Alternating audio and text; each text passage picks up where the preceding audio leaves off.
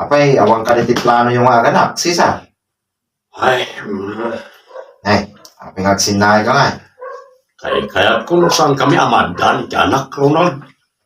Saan kami lang ang kinkinawatan iti asawa. Sa bagay, takayumot din nakanayon ti isyo dito iliteo. Huwag nga ron, kababain. Ang lakit din aya. Takayaw, kaya na dahil pare. Liglikan nyo ngamin, nga ramidin, nagitibanag, apakaibabayanan nyo. Ay, narigat nga ron, taliklikan pare. Diyak malapdan tagpungtot no sumangpita. Katawan na luto ang makan. Sa bagay, ori asino mo ita. Makapungtok, no kasta, pare. Huwag pa rin. Isa dinakmat ko mababalaw.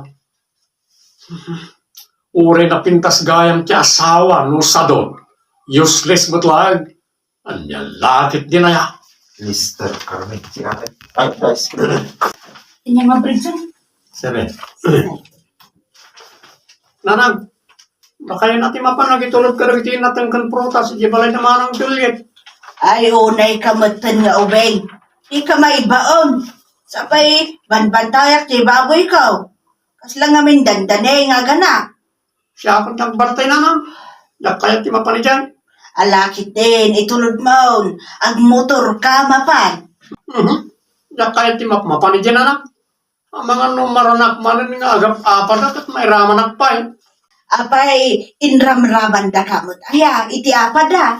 Katuan na na. Agap apat ay dinaminsan ang ituludak manan iti prutas. Kan nga ni matamaan nga rin iti moging ko iti barasak ni bayaw akaldiraw. Aniya. Una na.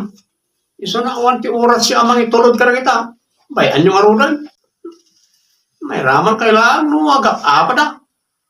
Sika talaga anak ko. Mala, bay amaon. Sakon ti mangitulog. Basta bantayam, dagiti baboy ko. Una na.